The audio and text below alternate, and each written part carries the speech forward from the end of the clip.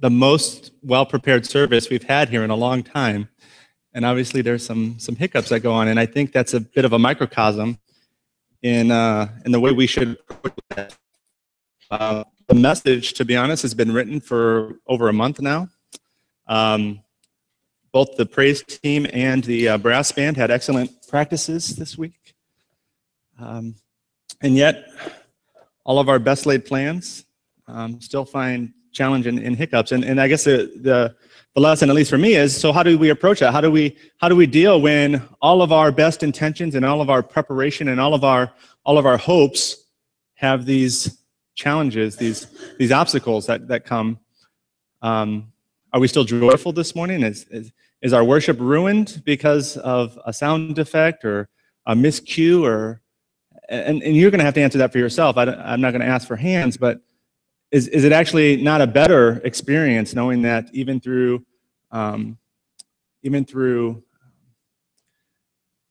problems, we can still say that God is wonderful, and I'm still going to see and search out His will for my life? And that's what we're talking about this morning.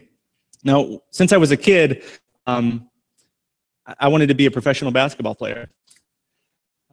And then I wanted to be a teacher. And then I wanted to do sports marketing, whatever that was. And then I wanted to be a missionary journalist. And I still do want to do this. I want to be a window washer. But you know what? All of those things that I wanted to do, I haven't done any of them. At one point in my life, they were my ambition. They were my goal. They were my pursuit. And I haven't done any of them. They were what I wanted to be, but they're all unfulfilled. CareerPlanner.com has more than 12,000 careers listed. 12,000. I can't imagine being, how old are we? Shannon left already. I get to ask her how old we are because her birthday is today, which is 2 months before mine, so I don't have to worry about keeping track of how old I am. I always get to ask her. I think we're going to be 37. She's 37 today. I'm still younger than that. But I can't imagine being 20 years younger and having 12,000 options of what am I going to do with my life. Young people, hopefully you'll get some answers to that this morning. Because while options may be good for some of us, options actually have the possibility, the ability to create dilemma in our lives. For simple remedial things, what flavor of ice cream should I choose? I'm gonna waste my points today. I'm gonna ruin my calorie count. I've only got one choice. Which one am I going to use? My DVR will only record so many TV shows, as if we could watch them all anyway. What college or university should I attend? What major? What career? Who should I marry? Because it's not necessarily the things that we choose that cause us problems either. Sometimes it's the things that we don't choose that leave us feeling as if we missed out on something. We feel we should experience it all, and we don't want to be left out. We have regret of what could have been. Because there's so much in our world in which to taste and to see and to smell and to hear and to touch. There's much that we have to take advantage, but often our eyes are bigger than our stomachs. And our choices, even with the best intentions, they end up causing us regret. Again, this could be because we made the wrong choice. We actually didn't make the right choice. Or it could be that we made the right one, but we're not confident in it. We allow wonder to consume our thoughts and to consider what other options might have offered. We're on the right path, but we still allow temptation to filter in. But what if I would have done that instead? What if I would have made that choice or that decision? This morning we're going to use a gentleman by the name of Os Guinness to help us out. His great-great-great-great-great-grandfather started Guinness Lager. His great-grandfather actually knew William Booth as well, being from the UK. And so Os Guinness, being from a financial perspective, because he was part of this family legacy, Financially, he knows quite a bit about opportunity and choices. If we had unlimited resources, we have even more unlimited options than we actually have with our limited resources. So he knows a little bit about what it means to try to make choices and decisions. He has insight into what we can describe as calling, because he, as a Christian author and speaker, has experience in that. And in fact, this morning, that's what we're talking about. We're not talking about career. We're not talking about choices. And overtly, we're not talking about marriage and relationships, although that's a part of our message this morning. But we're talking about calling. And so Os Guinness says, we have too much to live with and too little to live for. In the midst of material plenty, we have spiritual poverty. But nothing short of God's call can ground and fulfill the truest human desire for purpose. And I think he's right, especially for us in our time, for us more specifically in our geographical location on this earth. We are provided with unimaginable possibilities on how we can live our lives, what we can pursue in our lives. Now, we all only have 24 hours in a day, and unfortunately, we have an unknown number of those days that we have.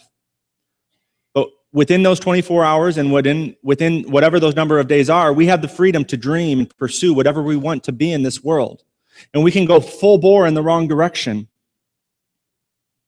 Or we can sit on the sidelines waiting for a sign. We can be selfish, or we can be philanthropic. We can desire fame, or we can try to end famine. We have options. But again, nothing short of God's call can ground and fulfill the truest human desire for purpose.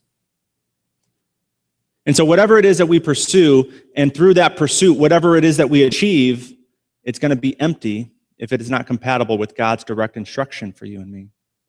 It's going to be void. Whatever trophies it amounts to, whatever bank accounts it accumulates as, whatever prestige or notoriety it presents, it's going to be empty if it's not part of God's direct instruction for you or I. And so Mr. Guinness continues. He provides a definition of calling for us. He says, calling is the truth that God calls, and I put each of us, to himself so decisively that everything we are, everything we do, and everything we have is invested with a special devotion and a dynamism lived out as a response to his summons and service. All that we have is the call. The call is all. And not a single element of who we are, where we go, or what we do should be considered off limits or unusable to the service of God.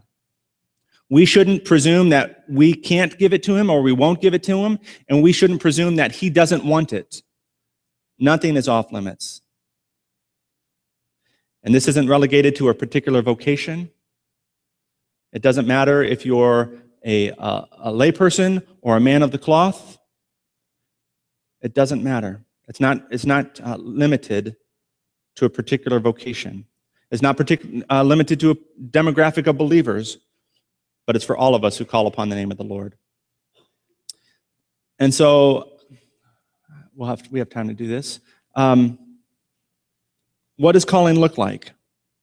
Well, Mr. Guinness, Os Guinness, presents to us 4 different perspectives. And the first one is, simply put, the call is to call. For example, as on the telephone, the idea is to catch someone's ear, to grab their attention, to get them to pay attention. The call is the interaction. And for most of us, the interactions that we have on phones are short, they're brief. Some of them may be longer conversations. But when we're trying to relay information, the information is given, and then it's supposed to be lived out. It's supposed to be utilized going forward. And so for some elements of call, it's for a short period of time. I'm telling you this so that for now, for this season, you know this, so that you can pursue this, so that you can do this, so you can follow through with this. For other elements, for other items, this is the call, and this is everlasting. This is long-term. This is for the long haul. But the information is to be consumed, and it's to be remembered. And again, perhaps it's to be everlasting. So the call, one way to describe, one characteristic of call is simply to call, to get attention. Calling's also to name. But it's not the type of naming that God instructed Adam to do with the animals, in Genesis. Actually, it has to go a little bit further back in history to creation itself to understand what this name of calling represents. It's not naming as if we're going to call you tiger, and we're going to call you monkey, and we're going to call you elephant. It's not that type of naming. It's the type of naming that only happens when something comes to existence. Similar to last week when we were talking about Babel, and the conflict was the people of Babel wanted to create a rivalry. They wanted to be creators, just like their creator was. And we really don't have this ability. We don't have this capacity. But this type of naming that comes from calling, it can only come from God. This type of name, it doesn't exist until he names it.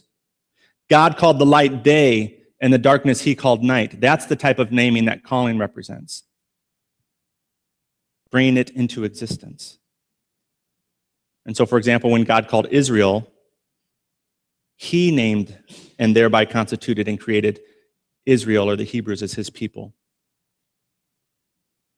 And when God calls us, he calls us. And so before that, there was nothing that can be done. And afterwards, when Jesus Christ dies on the cross and is resurrected, there's still nothing that can be done for our part. It's still his call to bring us to be his people. But we are all called.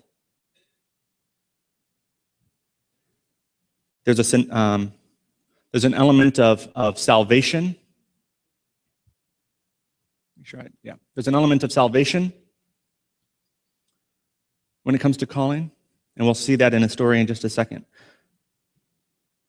But the salvation is both inward and outward.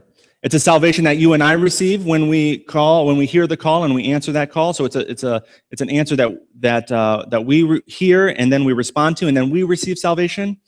But then the salvation also is outward as well, because it's not for us to just, oh, I'm saved, now I get to just be and wait. Salvation calling elicits response, and it's not just a response that we get, it's a response that here's a present, here's a gift, and it comes with some very specific instructions for how you use that and how you help people with this gift that you now have. Calling results in salvation, results in our salvation, and it results in the salvation of others. And then finally, we go from salvation to discipleship. That's what calling represents as well. To sufficiently answer the call is to do so absolutely and without reservation. Now, we may need to ask the question a couple times because we want to make sure that the connection is clear. Are you sure that's what you're telling me to do? Are you sure? Am I hearing you right? There seems to be a little bit of static on the line. Are you sure this is what you want me to do? But once we know, we've got to do it. We can't hold anything back. God is so inspiring, so awe-inspiring, and his summons is so commanding that there is only one appropriate response. And the response needs to be as total and as universal as the one who makes the call himself. And we need to hold that response every day, for however many days he allows us.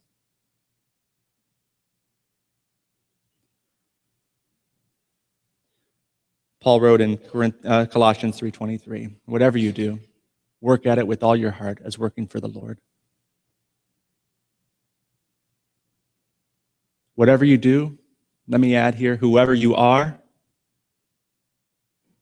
work at it as if working for the Lord. And sometimes we get it backwards because we have a primary calling and then we have secondary callings, and sometimes we get the order mixed up as if our secondary calling is what actually is the fruition of our calling. But our primary calling as followers of Christ is by God. It can only come from God. And it's to him, it's to him and it's for him. And so first and foremost, we are called to someone, and that someone is God. And then we have secondary callings. And those are callings to something. Our first calling is to someone, which is our God. Our second calling is to something, and that something could be motherhood. It could be politics. It could be teaching, Fill in whatever other, any other career or any other job that you want to put in there, but those are secondary callings.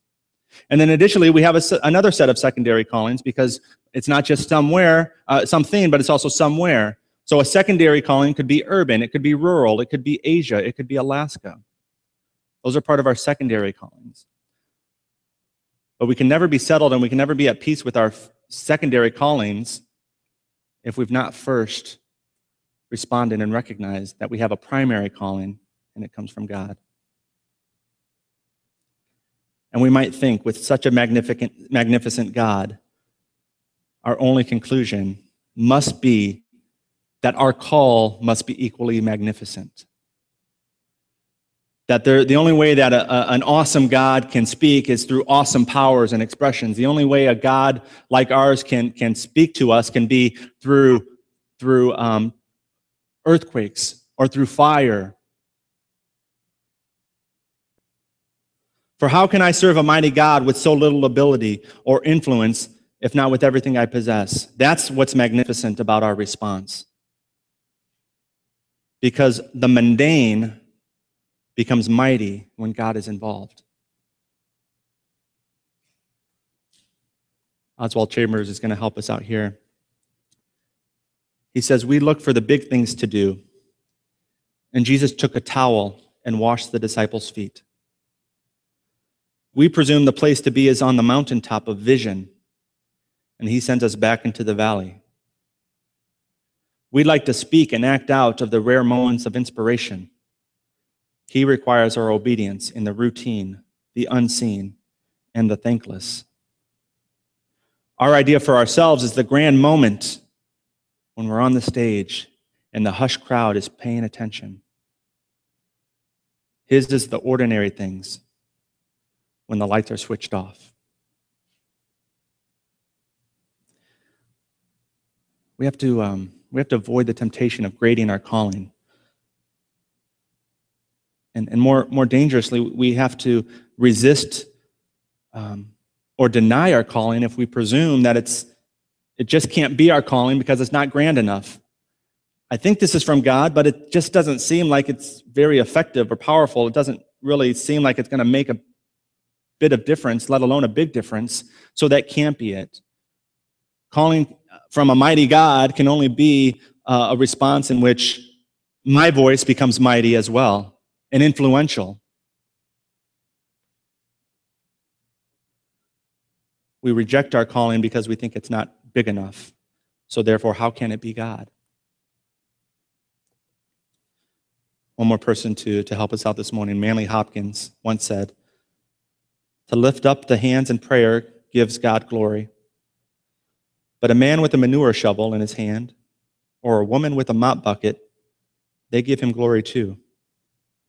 He, God, is so great that all things give him glory, if you mean they should. There is no one here, no person, there is no situation, there is no occupation, there is no circumstance that you would find yourself in that is not does not have the capacity to bring God glory if you mean it to.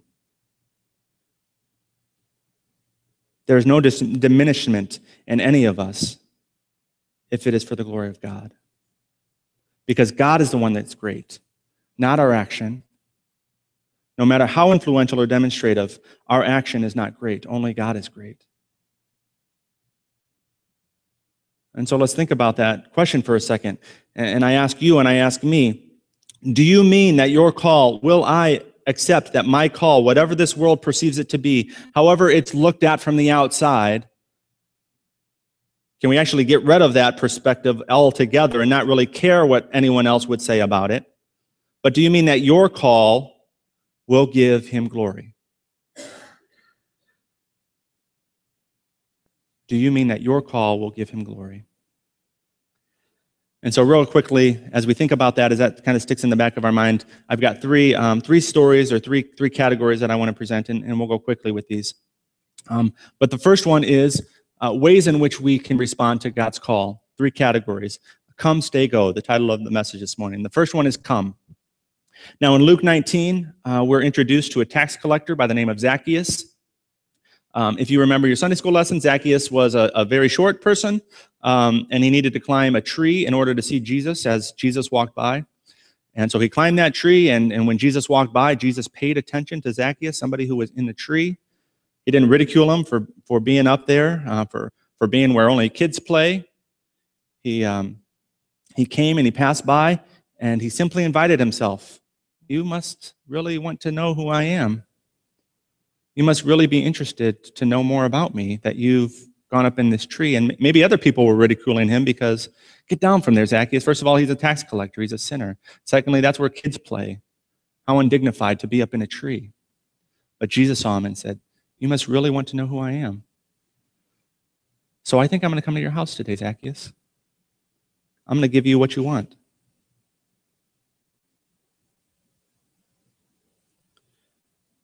And he simply invited himself into Zacchaeus' home. Zacchaeus, come down immediately, and I must stay at your house today. And really, we don't know anything about the conversation that took place in the house.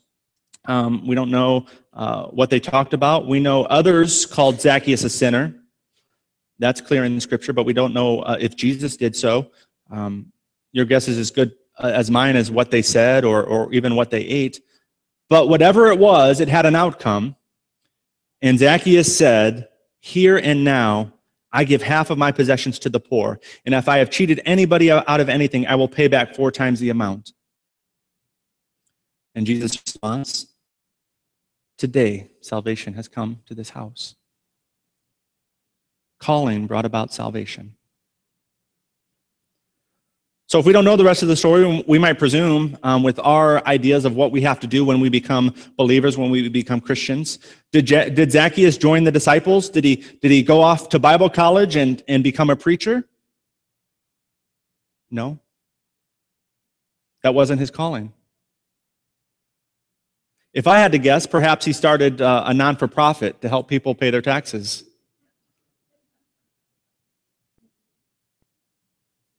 And while Jesus called him and said, come, we once again are safe to presume that for the rest of his days, the fulfillment of his calling, the fulfillment of Jesus saying, come, was actually the same occupation he held before encountering Jesus.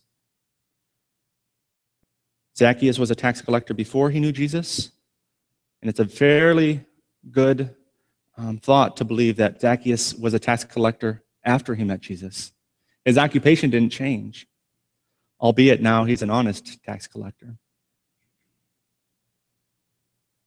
His calling was to come, and that should be celebrated.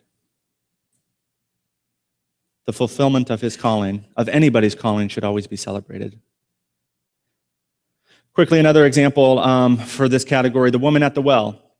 I think we know her story as well. 5 times she was married. She came to... and now she wasn't even with her husband. She wasn't with somebody who was her husband. So 5 times previously she was married. She's with a different person now. She goes to the water well at the hottest possible time of the day because she wants to avoid all of everyone else in the community because they know her lifestyle and they chastise her for it. And we're blessed to know a little bit more about the conversation that she and Jesus had. Scripture gives us a little bit more information about that. And he encourages her to drink from me, referring to himself, so that she will never thirst again, using an illustration of a moment, of a circumstance to provide truth about himself. And where does her call take her?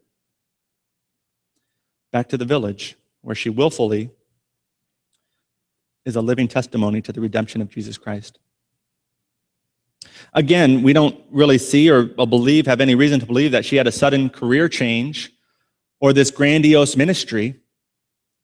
Her calling is simply to be, and not simply, but powerfully, to be a daily reminder of the change that God made in her life and to be a reminder to her community. And that's a calling worthy of celebration. And that leads us to category 2. Come, and now we stay. This is one that we've touched on a little bit more in detail the last year or so.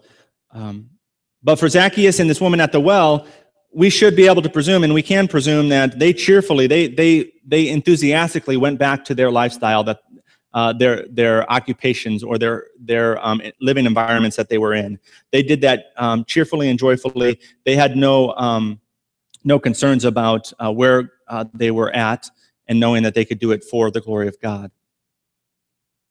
But what if somebody really, really, really, really, really wanted to do something for God? He wouldn't tell them no, would he? And again, we touched this on already, so you might remember still, but we have a specific example in Scripture. And it's found in Matthew, Mark, and Luke, 3 of the 4 Gospels, so we know it's important. And it's the story about the demon-possessed man. And he lives among the tombs. And the best the local villagers could do to respond to him was just to chain him up, leave him up there on his own, and so long as he was out of sight, out of mind. But then Jesus comes across the lake, and this legion of demons recognizes him, legion of demons inside of this man. They recognize who Jesus is as he walks up, and they plead for mercy. And he gives it to them to some degree, sort of. And he sends the demons into a herd of pigs, and the pigs jump off the cliff and then drown. And so now we've got our previously demon-possessed man. He's in a right state of mind. His choice is to follow Jesus, obviously. And he really, really, really wants to follow Jesus. In fact, both Mark and Luke's versions say that he begs to go with Jesus. And I try to think why, although it's not very hard to imagine why. Perhaps it's because he's afraid of returning to the village. Perhaps it's something like, Lord, you know what they did to me. They locked me up and they left me. Even now when I'm free, they don't really care about me. They don't want you here. They don't want me here. I don't have anybody. I don't have anywhere to go. There's nothing for me here. Let me come with you. Or maybe it was the opposite side of the emotional spectrum where he says, Lord, you are so awesome and so amazing, and I just owe you my life, and I pledge to follow you, and I'm going to do anything you need or ask. There's nothing I will not do for you. I'm going to stay by your side until the day I die. Can I please, please, please go with you? Surprisingly, at least to my surprise, Jesus says, no. No.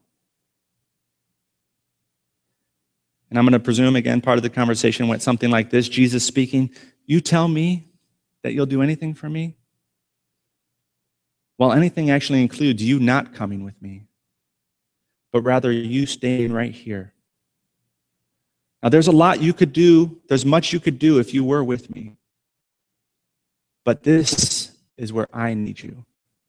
And so if you want to follow me, that actually means staying right where you're at, even if you don't want to. But the healed man, he could have been the name in lights on the marquee as Jesus traveled from village to village to village on the roadshow. Can you imagine the crowds he would have gathered? Come one, come all, and see the one and only. You won't believe your eyes. The myth is reality. He was cured from a legion, and he's here for one night only. That would have attracted a crowd, right? Would have been great. Everyone would have benefited. The audience would have benefited. The performer would have benefited. And oh yeah, Jesus too, he would have benefited as well. But for some people, the call says, stay put, even if you don't want to. This is where you're needed. And as hard as it is, the fulfillment of that calling should also be celebrated. One more quick example in this category, Dietrich Bonhoeffer. He was a theologian, if you didn't know who he was. He was a theologian, he was a teacher, he was a preacher, and he was really at the pinnacle of where he was in influence in the culture at that time during World War II. He was making a name for himself, and not necessarily for himself only, for the kingdom's purposes. And fortunately, out of good fortune, he had actually got out of Germany just in time before things really got tight during World War II in the country of Germany. And so he was living in New York City, and he had every possibility to express the blessings and the talents and the gifts that God had given him. He was able to he would have been able to teach and to preach and to present the gospel message. So wasn't it good fortune? Wasn't that evidence of God's blessing and protection on his life that he just got out of Germany just in time? The reality was that perceived blessing was a temptation to his obedience. You see, he knew as a German citizen that he could not be part of reconstructing Germany and the German church if he was not there during its darkest hours. So he willingly went back to Germany. And eventually he was captured and he was placed in prison. But there's a happy ending, right? God's in charge. Not really. God's in charge, but there wasn't really a happy ending. Placed in prison for years. And just before the Allies liberated Germany, just before he was executed. Look at all I can do for you, Lord. I'm already in New York. It's not even that I have to get anywhere. I'm here. Isn't this evidence that this is where I'm supposed to be, that you're blessing me, that you're protecting me? I don't know if he thought of Jonah going the wrong way from Nineveh. But something inside of him said, you know what, this isn't where God's called me to be. No matter what the perception is, no matter what it looks like, this is the wrong place for me. And it's hard, but I got to go back. He left his fiancée, and he ultimately died in prison. But those fulfillments of callings should be celebrated. And last one is go. We talked about this really, really briefly last week. We just mentioned it. But again, it's from the same scripture, Matthew 28:19. Therefore go and make disciples of all nations, baptizing them in the name of the Father and of the Son and the Holy Spirit, and teaching them to obey everything I have communicated to you. And again, this is Jesus' instruction to those 12 disciples, those 11 disciples after resurrection. And so for some, we had come this day, for some the call is to go. And this includes going somewhere else and perhaps doing it perpetually and continually and on and on and on. Most of the disciples, they actually did that. They spent their lives constantly traveling to present the gospel. And while they had that glamour of being on the road, of being on tour, stability and possessions, they eluded them. They were called to be the new Levites. Really quickly from Deuteronomy 14:29. So that the Levites who have no allotment or inheritance of their own, and the aliens, the fatherless, and the widows who live in your towns may come and eat and be satisfied, so that the Lord your God may bless you in all your works, all the work of your hands. And so for some, God's call is to willingly live like the widow, the fatherless, the alien, and to seek out the lost and unloved in the forgotten and dismissed places of the world. For some, the call is to live to win souls and make their salvation the first purpose of their lives. And for some, the call goes unanswered. Luke 18:22 gives us an illustration of that. When Jesus had heard this, you know the story, he said to him, "You still lack one thing. Sell everything you have, give it to the poor, and you will have treasure in heaven. Then come follow me." Scripture says the man went away sad because he was really rich. So we presume he didn't answer his calling that God had on his life. So as I mentioned, today's Shannon's birthday, and she's 37 today. I'll be 37 soon. Most of us see 40 as that midlife crisis time, that time of reflection, and again, perhaps crisis. And it's understandable why it's 40. 40 is the flashy number. It's the round number. But based on life expectancy, 72, I'm already past midlife. I'm already over the hill. And to stop and think about life at any age or any time, and then to consider what was worthwhile so far and what was wasted so far, I'm glad that at least now I can say that my life is worthwhile. And that originates and that culminates with my ability to say that I'm fulfilling my calling. And it's not that my calling as an officer is what fulfills me, it's that I'm just fulfilling my calling, which happens. to be an officer. And so for you, do you mean that your call, be that to come or to stay or to go, and whatever perspective this world wants to throw at it or dissuade you from it, do you mean that your call will give him glory?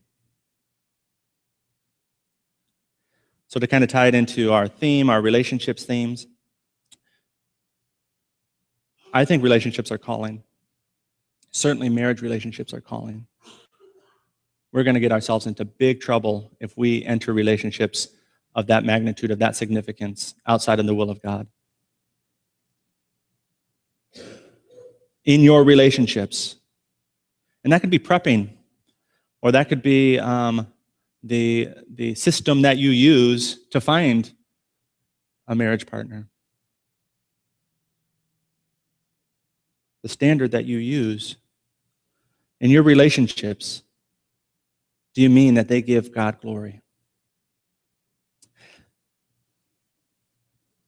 And so that means if we are married, or if we're pursuing marriage or pursuing relationships like that, we have to have some things that we recognize are important to keep in mind, and there's other things we can just, it's okay that we don't agree. We don't have to agree on what's the best flavor of peanut butter and jelly. Okay? We can have strawberry and grape in the refrigerator at the same time and still be fulfilling the will of God. But for example, every year we get the chance as officers to complete an online survey, and part of the questionnaire says, what do you think about international service? That is serving in another country. And if one of us are full-fledged, we're ready to go, bags are packed, passport is stamped, just send us when and where, and we're ready to go, and the other ones there's nothing within me that not even wants to. Let's just say I have no compulsion. The other one has no compulsion to pursue that. We're going the wrong way. We're going opposite directions. And that will cause some issues in our ability for our relationship to bring God full glory.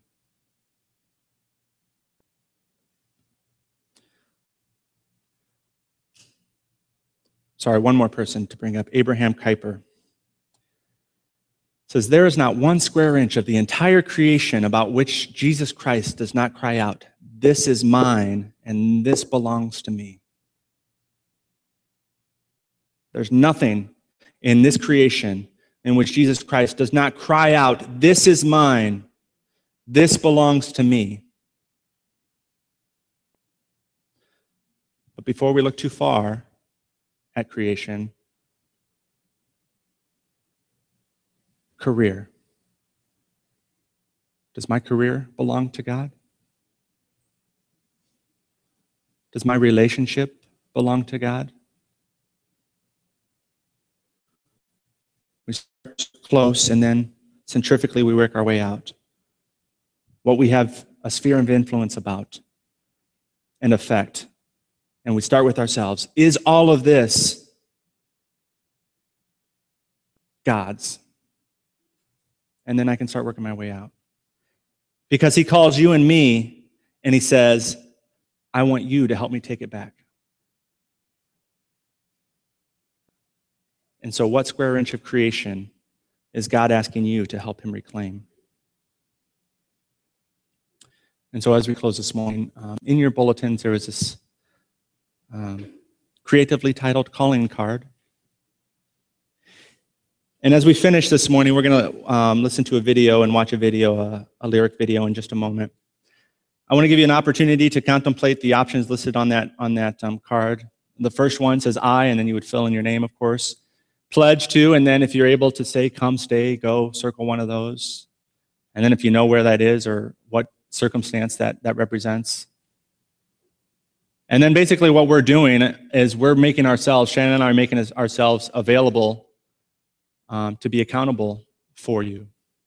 It says, and we want our core officers to provide accountability and support in this effort. And so if there's something very specific that you know you're being called to, And whether you're enthusiastic about it or whether you're reserved about it, we want to be able to support you in that. Or the second part of it says, I, and then fill in your name. I have no idea what my call is, but I'm willing. And I want my core officers to help me to discern. So I guess it's a unique response time this morning as we're kind of putting ourselves out there. We're putting ourselves, making ourselves available to you. And so if you feel that it's beneficial to you to fill it out, and if you wanted to bring it up after the service and put it in the offering plate, or find me afterwards and give it to me, or maybe if you want to hold on to it and pray about it, keep it in your Bible, whether it's next week or down the road, if you need to contemplate and consider it, and then when you have no choice but to react to it, feel free to give it to us or dismiss it altogether.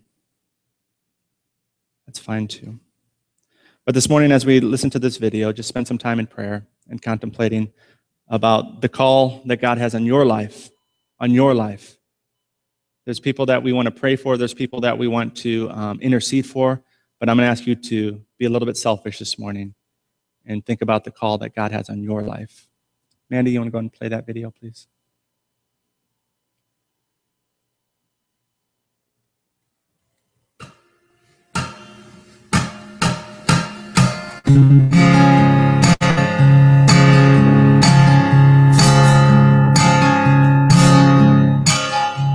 Some days I'm like Paul, singing in my chains. I lower my head in the presence again of the one who knows my name.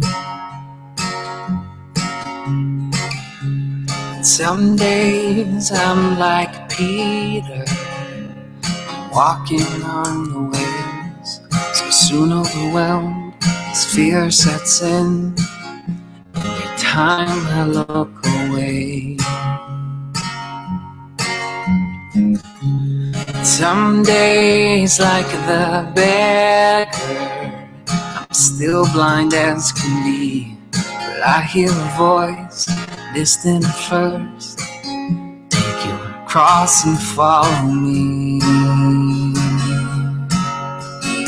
All these things I know, I still don't know where to go. Hem me in behind and before, won't you, Lord? Some days like the lepers, never to return. Though I've been blessed, I just won't accept the things my heart won't learn. And some days like Ezekiel, in the valley all alone, bones stand up, flesh again, will I ever find a home? Some days, like the widow, I'm gathering my jars. Never before have I been so sure of God who hears my prayers. And all these things I've been shown, I still don't know where to go. Hem me in behind and before, won't you, Lord? Oh, you're good to me.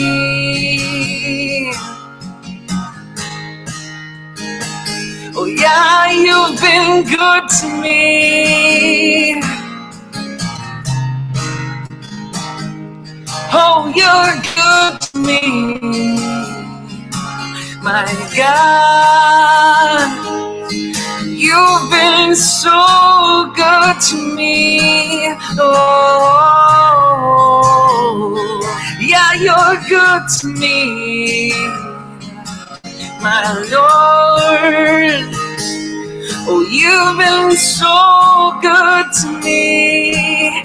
Oh, yeah, you're good to me.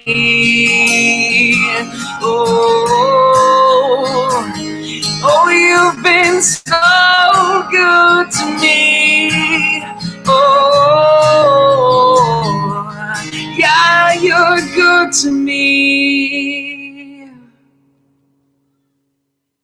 Spanish congregation is patiently waiting. I want to get out as quickly as possible for them, but I want to say three things first, please. One is that video is on our YouTube page, so if you want to, if it spoke to you and you want to continue to have it speak to you this week, feel free to go to our YouTube page and you can find it. Secondly is next Sunday, it's a United meeting. We're going to have a marriage renewal ceremony, so those that are participating in the marriage renewal classes or enrichment classes. That'll be next week. So our Sunday school will be first at 9:30. We'll have Bible study downstairs. And then our worship time will be united with our Spanish congregation and Russian congregation. That's at 10:45. And then lastly, next week there won't be an opportune time to do this next week. And I know we're running short on time now, but we need to bless a couple of our soldiers that their calling is taking them elsewhere. And so I'm glad you're both here today, Major Ed and Major Diane. Next Sunday will be their last Sunday with us at this Corps because they'll be soldiering at the Harbor Light Freedom Center as they transition to their new facility. It's important for them to be there and to help with that transition time. And so such a tremendous blessing they've been for a long time. And we want to celebrate calling, like we talked about this morning. And so since their calling is taking them elsewhere, we want to bless them. They'll be back next week, but again, next week we won't really have an opportune time to do this. So I'm going to ask if you'd come in the middle, and anyone that wants to come and surround them as we send them off on a blessing. Coming up here.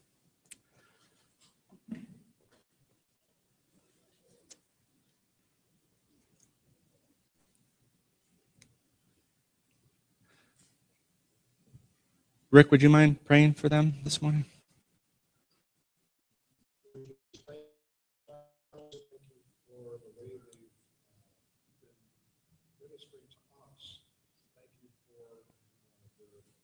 Spirit of servant leadership. I pray that you would watch over Ed and his wife as they go to the new Harbor Light Center. I pray that you would help Ed